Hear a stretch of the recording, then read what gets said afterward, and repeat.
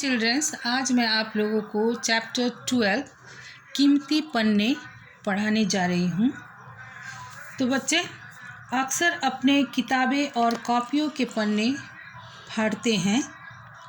इस कहानी में भी अनुराग को अपने कॉपी किताबों की पन्ने फाड़ने और शैतानी करने में बड़ा मज़ा आता था। फिर दादाजी के एक उपाय ने अनुराग की सोच को बदल दिया। उसे एहसास हुआ कि किताबें तथा कॉपियों से पन्ने नहीं फाड़ने चाहिए। तो बच्चों, एक लड़का था जिसका नाम अनुराग था। अनुराग अपने माता पिता और दादाजी के साथ रहता था। अनुराग का मन पढ़ाई लिखाई में कम और खेल कूद, उछलने कूदने और शैतानी करने में बड़ा मज़ा आता था। कॉपी के पन्ने फाड़ना तो उसकी आदत थी। उसकी इस आदत से सभी परेशान थे। सभी उसे समझाते थे कि कॉपी किताब से पन्ने नहीं फाड़ने चाहिए, पर वह किसी की बात नहीं सुनता था।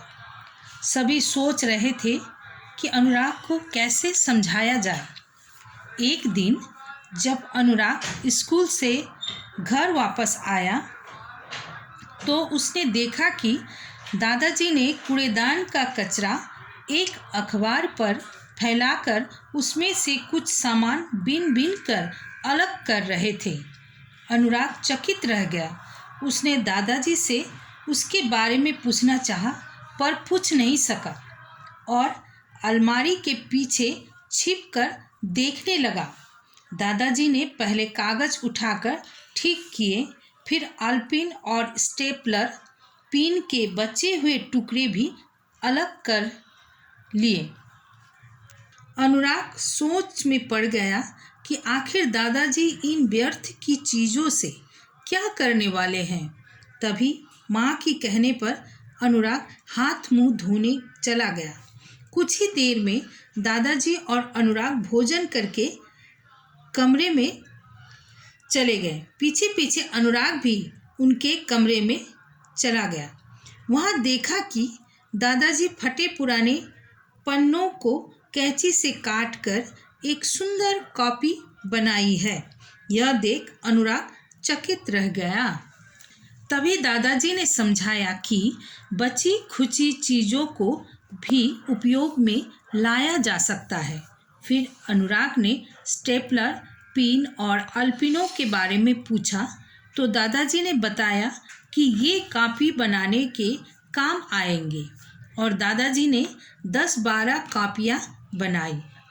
अनुराग ने इन कॉपियों के बारे में पूछा तब दादाजी बोले, बेटा, हमारे देश में ऐसे बहुत सारे बच्चे हैं जिनके पास पढ़ने के लिए पुस्तकें और कॉपियाँ नहीं हैं।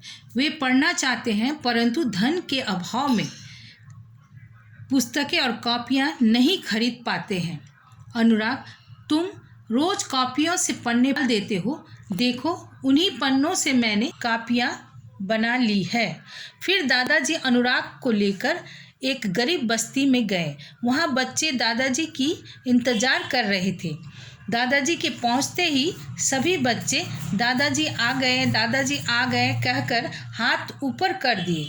दादाजी ने भी बच्चों को थैली में से कॉपियाँ निकाल कर दी। कॉपियाँ लेकर बच्चों की खुशी का ठिकाना नहीं था।